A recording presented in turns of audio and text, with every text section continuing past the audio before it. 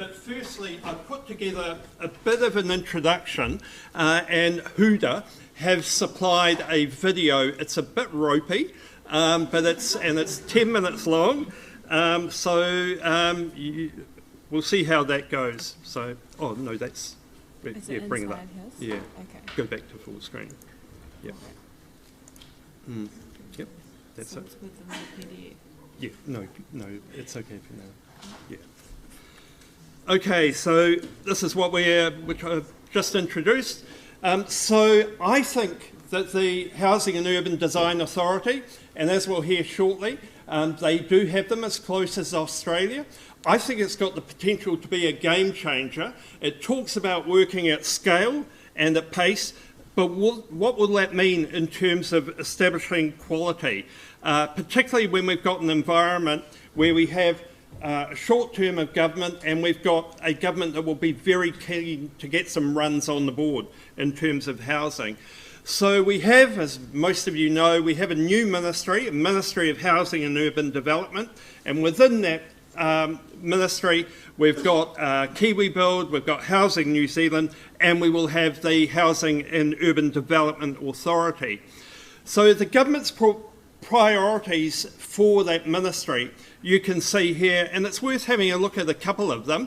Building affordable housing through KiwiBuild, establishing HUDA, an urban development agency, increasing housing supply, ending homelessness, progressing the urban growth agenda to drive changes to the urban land and infrastructure planning systems. And that's signalling, I think, that there's a bit more going on here than just a focus on housing in the word Housing and Urban Development Authority, and we'll come back to that in a minute. I should finish off that list. Modernising residential tenancy rules that are well overdue. When we were between houses, my wife and I rented for a year, just the year before last, and it was amazing how many ways you are made to feel like a second-class citizen. And then we have achieving equitable outcomes for Māori, etc., and managing demand for housing through changes to tax settings, and we've seen how that's worked in the past couple of weeks.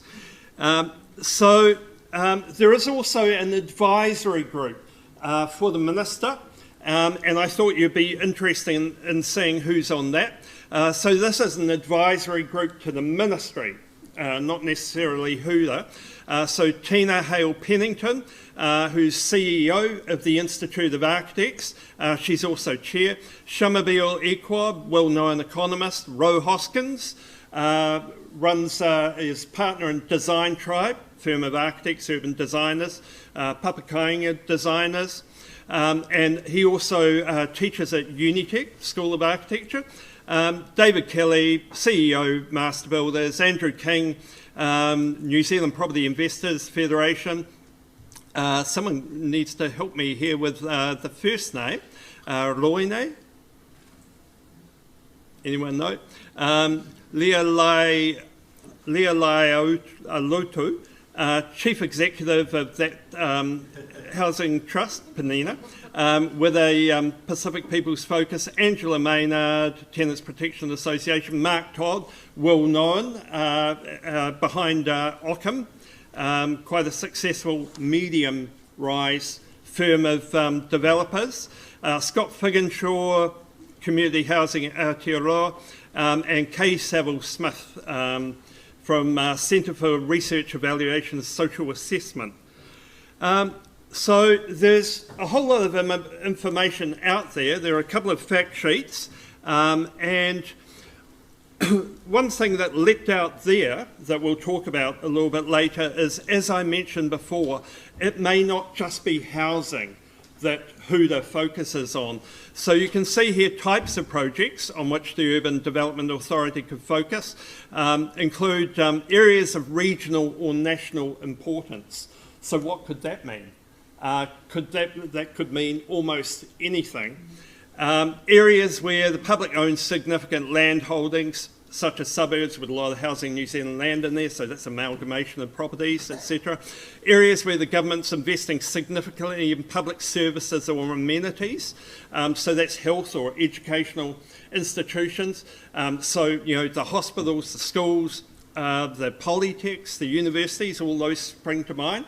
With the polytech merger, I'd be interested to see what happens with a lot of land there, and whether we get a repeat of what's happened on the Unitech site, where Unitech had virtually the whole site and have contracted down to a new building in the centre, thus freeing up areas for mixed use and for housing. And then in the city, areas along new or revitalised transport corridors, etc. Could that mean commercial development as opposed to housing development?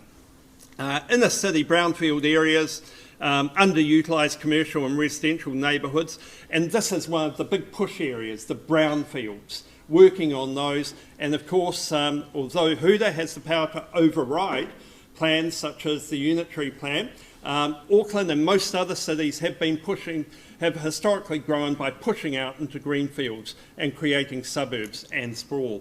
And then underutilised areas where there's potential for urban transformation. So I'll just come out of, and then there is a PDF that I've loaded up on here that's a bit more of a user-friendly fact sheet, and I'll leave that, we'll run the video now that they've supplied, and then we'll come back to that in case we want to just settle on a page or two, because there's a flow chart for how development will work under there.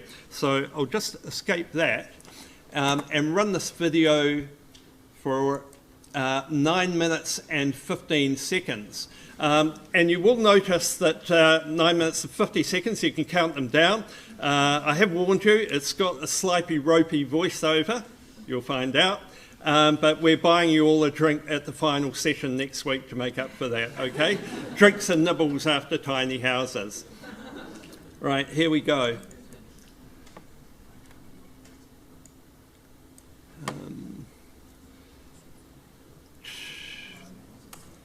In November 2018, the government announced it is establishing the Housing and Urban Development Authority, or HUDA. HUDA is going to be a powerful new Crown agent with a focus on contributing to thriving, resilient communities that have access to jobs, transport links and green spaces they need. HUDA will have two key roles. It will be a public housing landlord and it will lead urban development projects of all sizes. To create the HUDA, Housing New Zealand and its development subsidiary HLC will be disestablished and their functions and assets put into HUDA. And KiwiBuild functions and assets will also transfer from the Ministry of Housing and Urban Development into HUDA. Why is the government establishing HUDA? The government wants New Zealanders to live in well-designed, people-focused urban areas that are ready for the future. And it is doing this by taking on a hands-on approach to tackling key challenges such as homelessness and unaffordable housing. It wants to ensure much-needed urban development, housing and infrastructure is delivered at scale and pace. It also wants to make sure that state housing tenants have world-class services. New Zealand's urban areas are ageing and growing, and more people are living in our cities than ever before. As a result, there's pressure on our housing sector, and this is undermining our ability to serve state tenants with permanent accommodation, and also our traditional model of expansion, which has been turning rural areas into housing, is not sustainable in the long term. Also, some of our land could be used more efficiently. Overseas, urban development authorities are transforming urban areas and doing key regeneration projects. Some prominent examples are in Sydney and London Docklands, which includes the Canary Wharf redevelopment.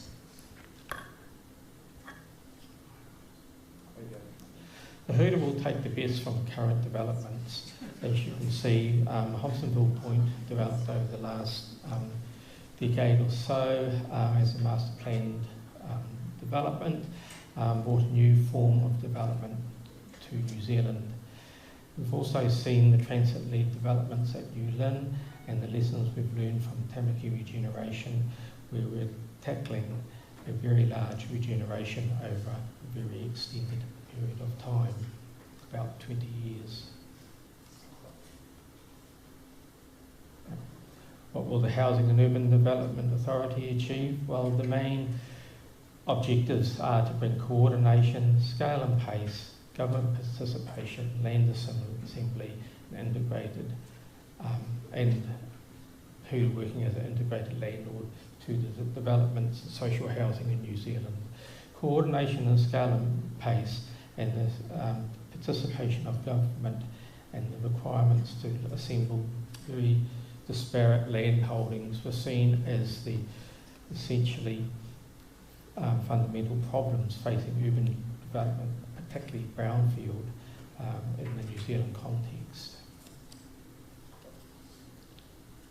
The HUDA will deliver large and small urban developments. As you can see from this diagram, its functions will range across greenfield and greyfield development, brownfield that will do specified development projects, which I will explain shortly, and more business as usual developments, that will be smaller, more average type of development seen around the country. Specified development projects. What are they? Well, they will be large and complex. They will provide access to the more enabling statutory powers.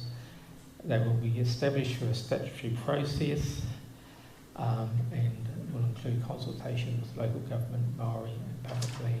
They must deliver a public good, and that is the quid pro quo of having access to the more enabling statutory powers.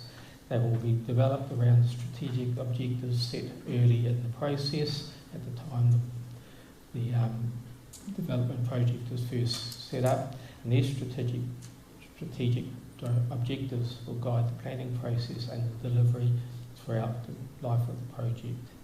They will be based around a comprehensive development plan that will be developed through a public consultation process, which includes a hearing by an independent hearings panel. The enabling development powers will provide for shortened planning and consenting processes. They will provide for the delivery of infrastructure both inside and outside the specified development area. They will provide funding mechanisms for that infrastructure, and they will provide the ability to bring disparate parcels of land in ownership of a variety of organisations and people together into the development. They will also be able to reconfigure reserves, providing that the underlying values of the reserve are maintained. This slide shows you the 5 main development powers. It includes land assembly, which provides for the Crown being able to take land, or the UDA being able to take land. It should be noted that the compulsory really acquired and private land is sensitive to Maori land. Decisions on requiring Crown agent land will be made by ministers, and offer-back obligations won't apply to most land transfers by the UDA, except for the former Maori land. Infrastructure will bring the power to build, alter, remove any building or infrastructure of the project area. The UDA will have the same powers as Auckland Transport has in relation to land transport, and the same powers as a territorial authority in relation to other infrastructure, including 3 waters. The UDA will be able to suspend, make or amend bylaws and have the power to enter private land. Funding will be provided through the ability to set a targeted rate, to charge development contributions and enter development agreements, and to require betterment payment from landowners. Charge connection fees can also be available for UDA infrastructure. With the approval of the Minister of Conservation, reserves can be used for development purposes. Special provisions will apply to reserves related to treaty settlements. In planning and consenting, the powers provide for the ability to override, add to or suspend provisions in district plans, regional policy statements. They bring faster resource consenting policy processes, and with the UDA being the consenting authority. And the UDA may also alter, remove, amend or replace designations except those in place for nationally significant infrastructure.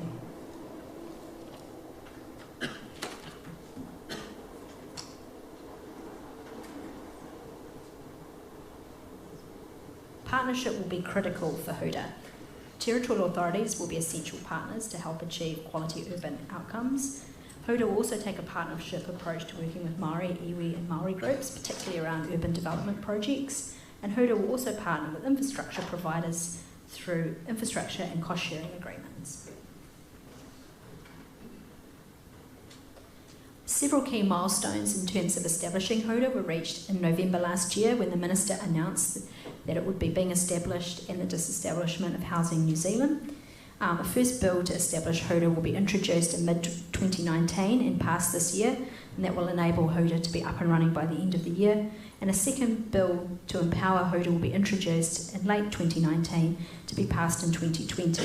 And this second bill will look at things like the specified development projects and the more enabling development powers.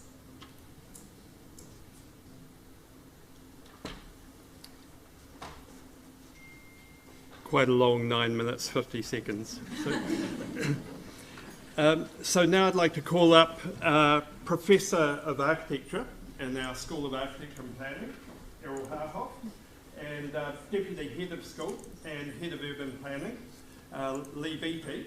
And they're just going to make a brief statement for about a minute or so, and then we'll get straight into an audience discussion and see what we can uncover there. Go. Yeah. Okay, just a few comments. Yeah, is that working? Yeah. Is that on? Yeah. Rather than 10 minutes, 40 seconds that we had here, you can find the same thing on the website if you Google up HUDA. Just a couple of comments from me, just to provoke perhaps some comment back from you and perhaps something for Lee also to respond to. The first difficulty I had with this document when I looked at it this afternoon is that it talks about HUDA as being a development agency that's going to be modelled on various things. And the two examples given in here is the one in Sydney, the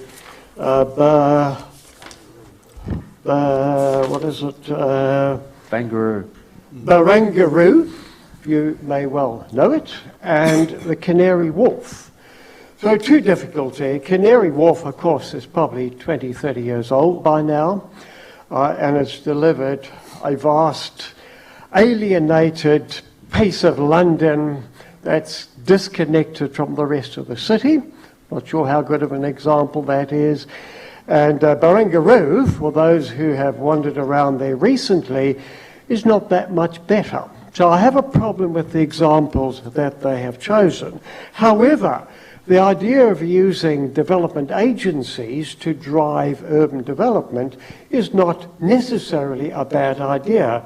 And indeed, there are some good examples from Australia. Landcom, Development New South Wales, Landcorp, various state development agencies that have been established. Now, just a couple of observations around that. Hobsonville Point so often comes up as an example being pointed to as something that development agencies can do well. It's also been seen to be on the fringe of the city, fringe area. However, if one looks at what's happening out in the West at the moment, it is very far from being on the fringe anymore. There's going to be 11,000 people in Hobsonville Point itself. There's 10,000 just next door in Scott Point. That's over 20,000. You throw in Whenuapai, Red Hills, Kumiu. Within 10 years, there could be something in the order of 50, 60, 70,000 people living in the northwest of Auckland. So it's not a remote fringe area. The other thing that we know is that in the school, we've just published the first of our research reports, Living at Density at Hobsonville Point, Auckland. And what that demonstrates, and these are the resident perceptions, so we're getting resident perceptions of living in Auckland. What that demonstrates is a very high level of satisfaction being expressed by people living there in all sorts of different dimensions. So the kind of question that came to my mind is, if you take the development agency that sat behind that, HLC, which is a subsidiary of Housing New Zealand, and you reshape that into, bring that into this new government agency, HUDA, it raises a number of questions. The idea of a development agency, I suggest, is not a bad idea. But my worry is, if you take an agency that has been successful in delivering reasonably good housing outcomes, from an architectural point of view, there's probably more houses designed by architects per square metre in Hobsonville Point than any other place in Auckland, just to give one example. But will it be subsumed into a government bureaucracy? Will it become top-down? Will it exclude the interventions of local authorities taking key initiatives in urban development? Hobsonville Point, New Lynn, the examples that are given there have been local government initiatives that have driven those things through. Will those be bureaucratised and less effective? Will the waters be muddied by Kiwi Belt? That is yet to produce an effective outcome. So these are my kind of worries about the establishment of this agency. And although we can see all the aims, and pretty good ones here, my big question are three letters that make up one word, which is how. How are they going to do all the things they are setting out to do? You've got one. Oh, thanks, Errol. I pretty much agree with most of that. I mean, I think the concepts, and first of all, I've got to say I'm a bit of a ring-in as well. I'll be perfectly honest about that for this. But the first thing I would say is that, yeah, I agree with you. The concept of an urban development authority is good. The questions you've got to ask yourself is who benefits from this and how we go about doing it. I totally agree with you. And there's a lot of critique about some of these redevelopment projects in Australia, the UK, America, the US, about who actually benefits from these things, especially when land's taken from certain parties and amalgamated in the way it's done. I totally agree with Bungaroo. If anyone knows the history of that, that's quite a long and involved process that's gone through many iterations, the iteration that you've just seen there, and the last part of it's that tall building that's just coming out at the end. So I don't know if that's the actual model you'd want to follow. That was run by the Metropolitan Harbour, whatever that quanker they said it was called. But I do think the idea of a land assembly is a really good concept because that's thwarted a lot of development, and I think most people in the room who've been involved in the development industry will know that. We've all seen scenarios where if we'd actually amalgamated the land parcels, herded all those cats, we would have actually got a far better sort of outcome. So I think that's a really good question, a really good point. I also think the thing that sort of got skipped over there was the whole idea of land value capture. I think that's a very, very powerful tool. And if we're going to go down this road, we've got to see that we get some value for this. And that comes back to my point about who benefits from this process. The last thing I'd say, because I think it's really good that we have an open discussion, is what does that say, especially in our context here in Auckland, to all the effort that we put into the Auckland Unitary Plan? The Unitary Plan provides for a lot of development opportunities. There's no doubts about that. It's just a question of people exercising those rights. So what does it also say if we're going to start undermining that process, about the whole process we went through in constructing this unitary plan, the whole buy-in, whether we did or we didn't, of that thing? And I also think it's a bit harsh on the council to say that they don't process things that quickly. I think Errol's point's well made. It's the bureaucracies that go with it. It's the people. Do we have the right type of people, the right type of skill sets to actually deliver these types of things in an efficient and effective way? So on the whole, I think it's a really good idea, but I think there's a lot of questions that need to be thought through about how it plays out, about who benefits, and what's the relationship with the council and how that plays out with the democratic process that we've gone through. Thanks, Lee. Thanks, Errol.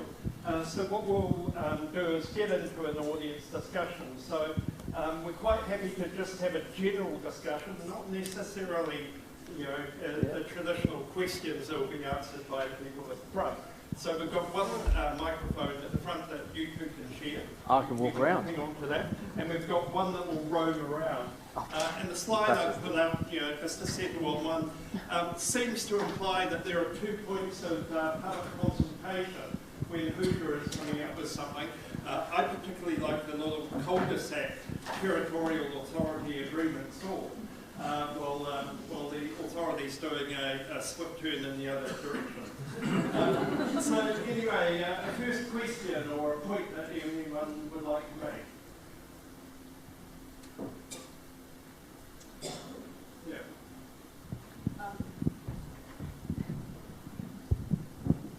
I was just wondering if they've allowed for any opportunities for peer reviews. So things like Hobsonville Point had the urban design panels with architects and I think now council representatives on it to make suggestions and help it out. Are they going to do anything similar, or are they just going to assume they've got all the experts on board and won't need an external source of?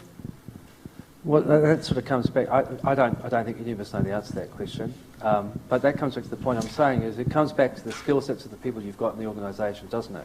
I mean, Auckland Council has its own urban design panel. Like myself and others sit on that panel.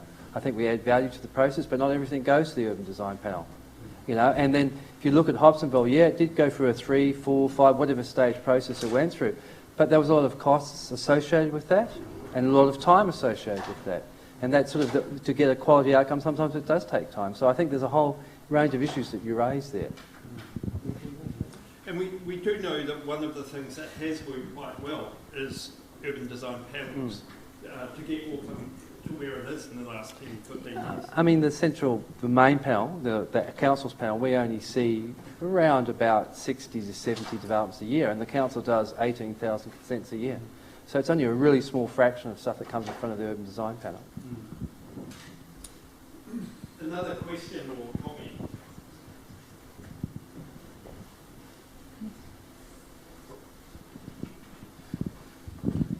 Not really a question, but unless you guys know the answer.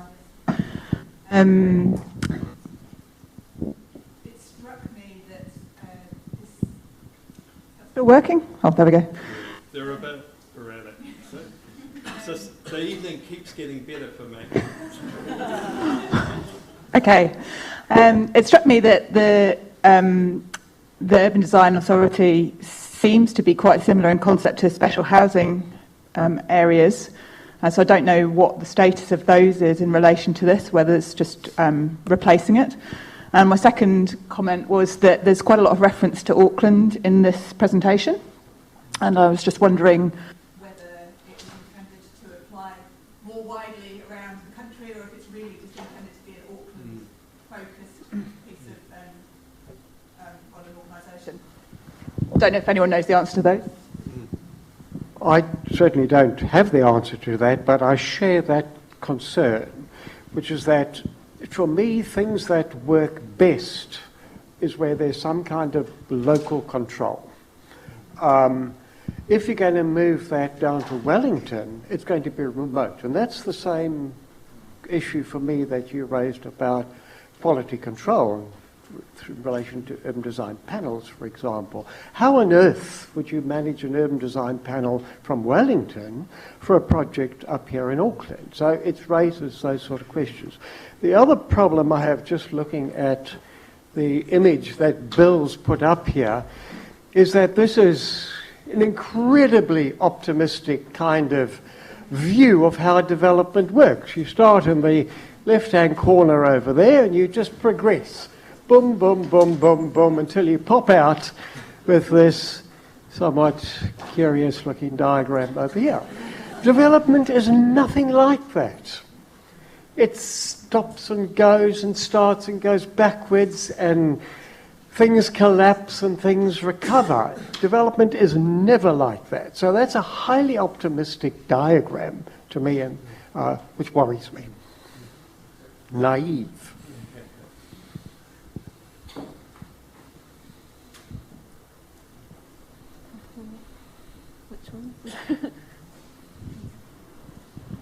So to me it seems that compulsory land acquisition is pretty important, but it seems a bit draconian at the same time. But I think pivotal in that whole process is the transfer of land to third parties. I think that's the key mechanism. If that isn't sorted somehow fairly or properly, I think that's the pivotal question, and it doesn't seem to have been answered. And I think that comes back to the point I was saying, is that who benefits from this? Sorry? Who benefits from this? You know, and if you start whilst requiring land like we are, if they're going to, who benefits from this and how are people compensated, and all those types of things come into play. That's why predominantly in the past government's been quite reluctant to go down this road. But having said that, I do think it's a good idea. It's a discussion. We've got to have the right checks and balances in place to make sure that the benefits do flow and people aren't dislocated from their land in certain ways and don't get the benefit from it. I think one of the advantages of, the reason we got a good outcome from Hobsonville Point is that the agency there was doing everything. And it was one single landowner. Yeah. We had one single landowner, which was the Crown, which was able to do things that probably a normal developer couldn't do. Yeah. In terms of upfront infrastructure provision. And one of my big concerns is that this agency can use its powers to acquire land, but then it hands it over to, no offence to Fletchers, or maybe just a little bit of offence, hands it over to Fletchers and we get the kind of Stonefields kind of development or something like that, the kind of cookie cutter approach. I think they have to understand, though, that HLC's got quite a different role in the new of Mount Roskill and Northcote, and a lot of the acquisition is going to be very useful there, because the example of Glen Innes with the sell-off of individual sort of gap teeth, if you like, in the 90s, stymied so much of Glen Innes because it was not a master planned exercise. It's an infill, a whole lot of, 100 or so infill projects. And with, at least with Housing New Zealand, they've lost stuff in gaps that have been sold off in those other suburbs. At least they now have a mechanism, because they can't do it at the moment. So they've still got infill projects. And you can see that in Roskill South, can't you? Yeah. The same problem that HRC's run into Roskill South. It can't do all the things it wants to do because it hasn't got access to the... it's illogical to put a road through there, but you have to go through people's properties, just like you say. And the same sort of thing applies there, doesn't it? Also interesting to say, the public consultation, they're almost voluntarily equivalent to a publicly notified RMA. Where does the RMA sit in all this? It's quite silent. And I'm not sure what happens. Are you just overriding it? They have the power to override everything. But I think that point's well made, is because you're sitting in context of the RMA Phase 1 and Phase 2 reforms that are coming forward, and there are going to be changes to the NPSs, the National Policy Statements about urban development. They're going to try and address and support some of these things. So I think there is a package of other work that needs to be done around those issues. And I think I know has been done. I've been involved in some of that stuff. Thank you. 2 weeks ago we came here and we were talked by the Nightingale man from Melbourne, and I'm just thinking, I got the impression that the way they had some controls over designing and buying and selling or something, although he talked very fast. And I'm just wondering if there's any connection between what might happen here and what they are playing with over there, which seem to be very, very positive. That's what I'm wondering. Much smaller sites, so and working much more slowly with a bunch of people who've come in with a common goal. So I think kind of quite different. That was an individual site. It wasn't my understanding. It was an individual site. Different. It's a bit like the co-housing thing we started off the Fast Forward series with. At the beginning of the year, when people were looking at co-housing, so went forward with grading, which was one individual site, and they looked at how they could run a co-housing number on that individual site. So it's quite a different sort of scenario. Kia ora. I'm just interested in like some of the imagery that was used before, and correct me if I'm wrong, it looked a little bit 1950s old school town planning. So obviously, you know, Lee and Errol, you'd probably have a better knowledge of that. But I mean, it does seem to me a little bit concerning. Are we sort of looking at a draconian old school planning regime enacted to sort of give more power? And yes, we've got issues that need to be dealt with, and there's merit around the Urban Development Authority for that reason. But you know, where's our cultural diversity reflected in that legislation and tikana Māori aspects, or you know, that responding to the new and changing needs of climate change, for example? It doesn't seem to be reflected to any great degree in an inspiring manner in the presentation they provided us. Yeah, I mean, certainly the issue I have is it lacks clarity of what the purpose of HUDA is. If the problem that was seen was an inability for New Zealand to produce affordable housing, which we know has been the issue and debate over the past 10 years, the big question is, how will this agency make that better? And certainly if you take KiwiBuild, it doesn't leave too much confidence that a government intervention of that kind necessarily is going to solve that problem, yet alone address the kind of issues that you're raising. So I do worry about the intentions meeting the actual outcomes that they hope to achieve. I think you're totally right. I also think it's maybe that's a point about who benefits. What are we creating here? Are we creating 50% market housing, 25% key worker housing, 25% social? What's the next? What are we actually creating? What are we trying to create this type of stuff? You know, is it the HL, you know, the Auckland housing model, you know, Auckland housing board model, potentially 3-3-3, third. Are we trying to do that? That probably doesn't stack up financially. So again, how do we pay for all this? What models? What are we trying to achieve? I don't understand all that. Well, the real housing issues are missing on this diagram behind us. If we take homelessness and we take social housing and the enormous needs in this country for those two things, that doesn't appear anywhere on this diagram up here at all. So I'm not quite sure where that fits into the thinking of HUDA.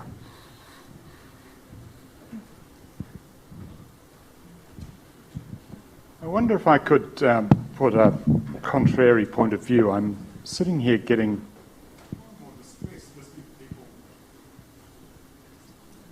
like that. Okay.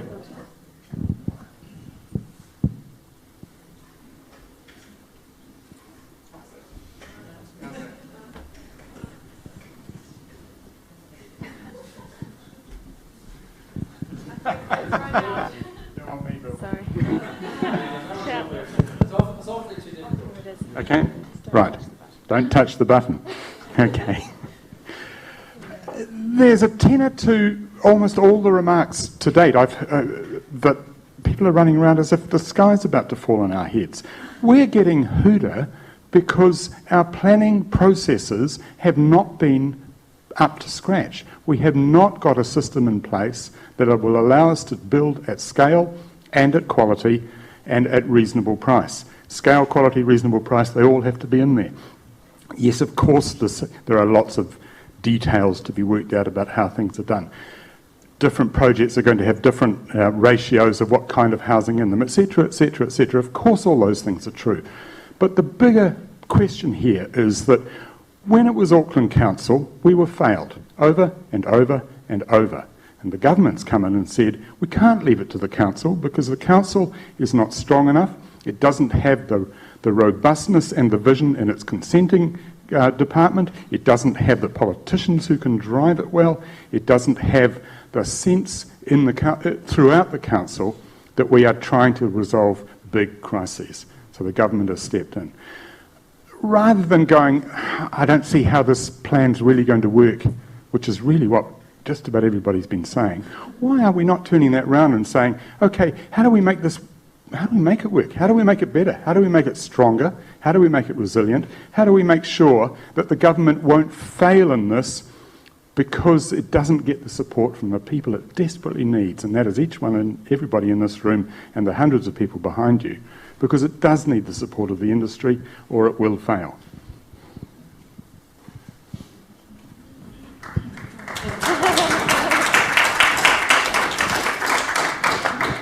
I think what you're saying is true. I think we've all had frustrations. I had one yesterday or 2 days ago with someone in the ADO about consenting in the council. I think we've all got those frustrations.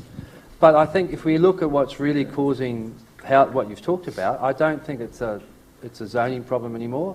How much part of the city is zoned terrace and apartment building zone? How much of the city is now zoned for metropolitan centre? I don't accept that. I accept that what's causing these problems, I mean, it's partly part of the problem, and that comes back to skill sets. And that's what I was saying. You've got to have the right people, and it doesn't matter if they're in the council or in some government agency. But why are construction costs so high? You know, why does it cost 40% more to build a house here in Auckland than it does in Sydney? You know, why is health and safety? I was talking to won't say which company, to a director of a quite established company, housing company, who told me in the last 5 years, 10% of your housing costs is now health and safety. You know, let's talk about these real costs and real barriers. Why does it cost so much? No one has ever been able to tell me why it costs 40% more to build here than it does in Sydney. And that, to me, I think is the real issue. I'm not downplaying what you're saying. I totally agree with you. I totally share your frustrations with dealing with the council. But why aren't we talking about that? Why aren't we talking about the scale of our industries? Why aren't we talking about the costs of construction? Why aren't we talking about all those types of things? Why do you always come back to consenting, which at the end of the day is just a small part in a much bigger cost of the actual build?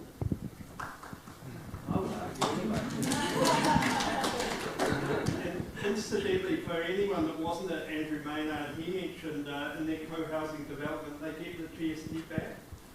So if you're providing your own housing, there's no GST on it. So it's a big chunk of money. But this government and the previous government have shown that we were very resistant to using GST in any way in terms of the economy, you know, fruit and vegetables, for instance. So there's a question. Yeah. We can talk about GST for a couple of hours. Anyone who's interested in doing development, I strongly advise you get good advice from a tax lawyer, because it's not always easy to get the money back. GST, you get it back, but you end up paying for it when you sell. So you can win and lose. These urban development authorities, they're pretty common overseas, and they can be very, very successful. It really comes down to who is in the Urban Development Authority, who the actors are and how skilled they are.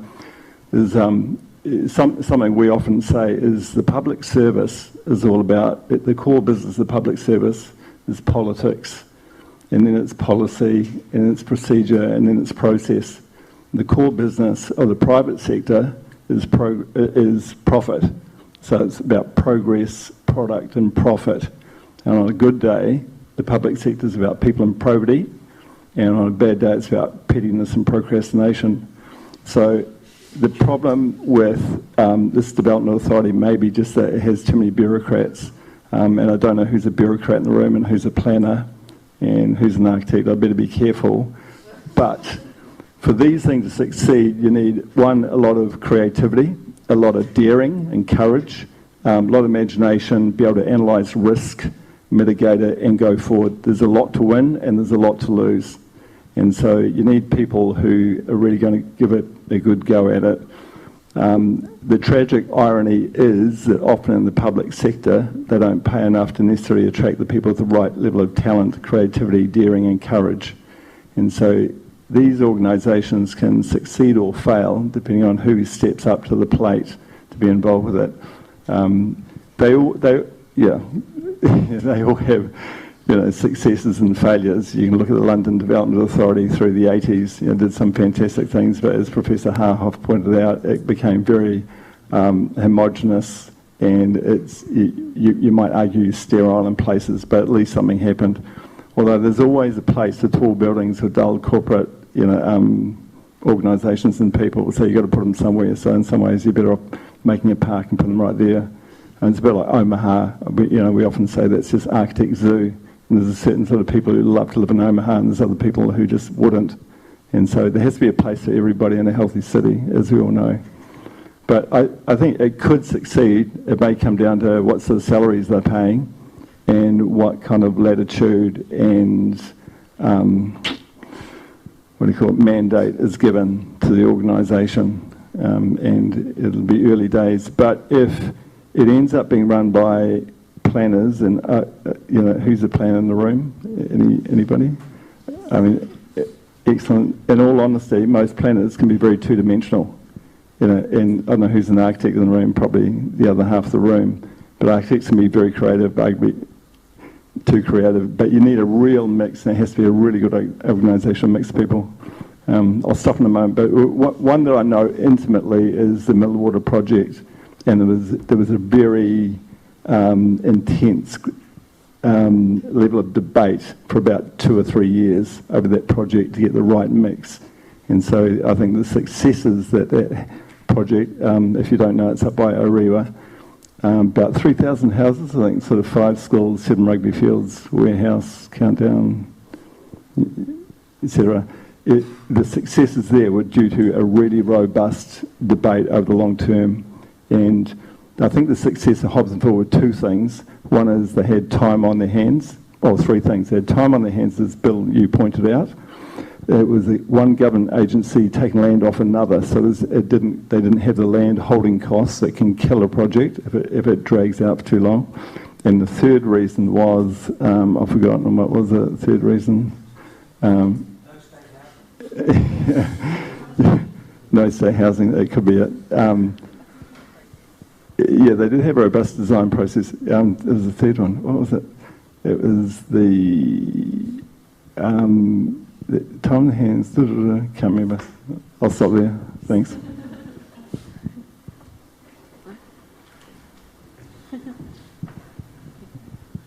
Yeah, if I can segue with what Vince said, I think skill set's key. I mean, it's got to be diverse. It's got to be from industry and research and policy making. The other thing is setting the performance criteria and capturing those metrics. So we've got, the government are doing work around the wellness idea, dare I say it. A competitive university has been doing a lot of research around shared prosperity indexes. What other metrics against this will be evaluated in terms of success? Most of us in the room are probably building industry professionals and therefore will pitch it at built outcomes, but I think the opportunity is to capture those other broader social and wellness metrics and actually a central government agency that can join the dots and link the silos that are dealing with health and well-being and education and all those other areas can also drive good outcomes as well. So skills and setting targets above and beyond the built environment. Just perhaps to add to that last comment, I would agree that there is a potential real advantage that could come from an organisation like this, not only around centralising, collecting metrics and making sure that is distributed to those who need to know, but I think there's also a different attitude that's coming through the articulation of this HUDA idea, particularly from the minister concerned. For the first time I can remember for quite a long period, we've got a minister talking about the quality of the urban environment, talking about the need for proper professionals to be involved in designing the places and spaces that people live in. Talking about urban design policies. So there is a bit of a shift of culture that certainly is coming from the Minister and from the idea that sits behind the establishment of this dedicated agency within a ministry that's focused on urban development. So I think there is a real positive move there. Where some of the worries come is how that ministry at the end of the day will be staffed. Do they get the right kind of people that can deliver outcomes around that kind of culture of understanding good design? There's an indication at the moment for anyone who was involved in 2 workshops that the Minister organised in Wellington a couple of weeks ago. Lee and I went to some of those. There was just a worry that the way in which it was organised by the people in the ministry didn't demonstrate that they had a good understanding and grounding about what urban design is and should be, although the Minister seems to speak very confidently about that. So there is a bit of a worry there. One of the examples that have been given in relation to getting kind of powerful voices into government agencies is the state, the Australian state's idea of a state architect and a state architect's office that are quite powerful in the context of the Australian states. But there's no talk yet of a similar kind of voice being embedded into HUDA. So I think it's really good structure, it's a good move. I think collectively what we all got to do is find ways in which we can influence the development of those things to make sure they get the right kind of people to run those agencies.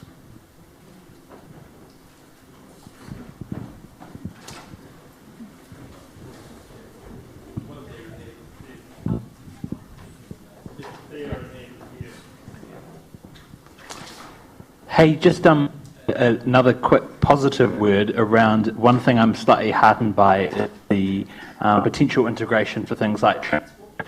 I note in the infrastructure part it says it will have the same powers as Auckland Transport. Now, that's a really interesting little note there. How exactly that will work will be really interesting, but whether that ends up going as far as somewhere like Copenhagen, which has said that all of its new development has to be within a catchment of a rapid transit station, and whether that's the kind of alignment we'll see out of this will be really interesting. So, yeah, really positive overall and positive to see that integration. You do see in the document, as I've been going through it, quite a strong interrelationship in there thinking between public transport and the developments they'll do. And I think that's a really powerful point, and I think that's, I totally take your point, Nico, I agree with that. And I think if we go back and look at a lot of the models, we run these transit-orientated models, but we don't deliver the transit, we don't deliver the employment. And that's what we don't do. We just deliver housing, and it really stresses me out that we just deliver housing and we don't deliver community building. It's supposed to be about community building. It's supposed to be places where people live, work and play. And Hobsonville's fantastic, but my biggest critique about Hobsonville is it was supposed to be a transit-orientated development, and there isn't the employment there, and there isn't the transit. I mean, it's really nice to catch the ferry and all that, but you can pick on anywhere in Auckland. Well, let's look at South Auckland, what we're doing in Jury South, and let's just stop there, but the same problems are coming forward. So I think that's a really powerful thing. And I'm picking up the point before is, yeah, that's the problem. We need to have this type of integration. And I think one of the worst things we ever did when we created Auckland Council was we created Auckland Transport. Why did we do that for? I mean, all we did, I mean, we created Auckland Council, let's be honest about it, because the 7 TAs and the regional council couldn't get on. That's really why we did. I mean, there's a lot of other reasons, but that was one of the reasons, wasn't it? And now all we did was create another set of bureaucracies between Auckland Transport. Like, why does Auckland Transport have its own urban design department like Auckland Council does? And then now Development Auckland has its own. I don't understand this. And I think if this is what we're trying to get over, well, yeah, I'm really for it, for this integrated idea of integrating transport, employment, and actually creating some sort of livable communities and just not talking about it. So I didn't want to seem like maybe I've come across a bit negative. I actually think this is a really good idea. There's just all the critiques we have to work through. But if we can actually start delivering on this promise of urban intensification in a meaningful way, That's got to be a good thing.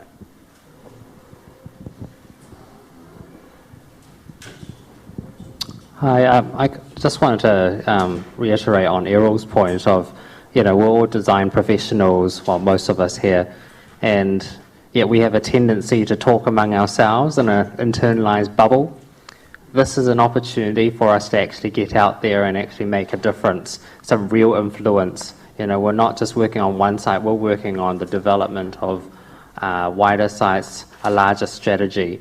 And I think we should all advocate for actually having our voices heard in those circles and in this rather large bureaucratic snake that we're about to get. So yeah, let's all get out there and start doing things and be positive about it, because otherwise we'll be shut out, like a lot of things in the current scenario. People are starting to drift off, catch the bus, catch the ferry. I can tell you, having stood here over 3 years, that the number of, you can detect that increase in the number of public transport users by the people drifting off. So I think unless anyone's got any burning questions, we might just knock off early and go to the pub. I just think the key thing I keep saying, I think all of you saying, is the skill sets. And I take your point, it's us. We're always talking to the converted, aren't we? We're all talking to ourselves. And why are we getting out there talking? And that's, I think, the biggest critique I would have about all our disciplines, which was built for, is that we end up talking to ourselves, and we're not taking the communities with us. We talk about that, and I think we need, and I'm not having a go at this, but I think we need to get out there and do more of that, and more engage and say, what's the benefits of urbanisation? Why do we live in cities and towns? What's the things we can provide? Why do we dislocate ourselves into sort of all those problems of trade? We need to go out there as ambassadors of all of it and to say, convince people this is why we do it. Because what struck me about the Australian election is how a really strong policy agenda was put forward, but just got completely undermined by simple things about economic issues. I think it's a bit tangential, but I agree, because I think as designers, whether we're architects, planners, policy makers, urban designers, all of us, we are constantly selling design in the same way that fine restaurants sell themselves, as a special experience, and a lot of the public just see dollar signs. Whereas we should be selling design, to use the food analogy, like those writers in the magazines and the newspapers, as an everyday experience that is nutritional in a physical and mental way for you, and doesn't necessarily cost a lot of money. So I think we need a big shift in the way that we promote design. But that was a bit tangential. There's one last question. I remembered the third thing. Oh, the third thing was scale. By the way, it was scale, and which comes. But really, what I was going to say is exactly what you said. And as architects, we're perfectly placed to get involved with this sort of thing and make a real difference. For city building to work, it has to be design-led. If it's not design-led, it becomes policy-led, or it becomes dollar-led, or it becomes project-led, or something. But when it's design-led, it'll be successful. So, I mean, if anyone in the room is a willing, budding, sort of not just urban designer, but urban developer, I'd say just go for it, because architects are perfectly trained for making these things succeed. Sorry, I just have to say, following on what Lee said, that is if the architects are focused on the people. People first, communities first, their needs first, design in that context, not just awards. So I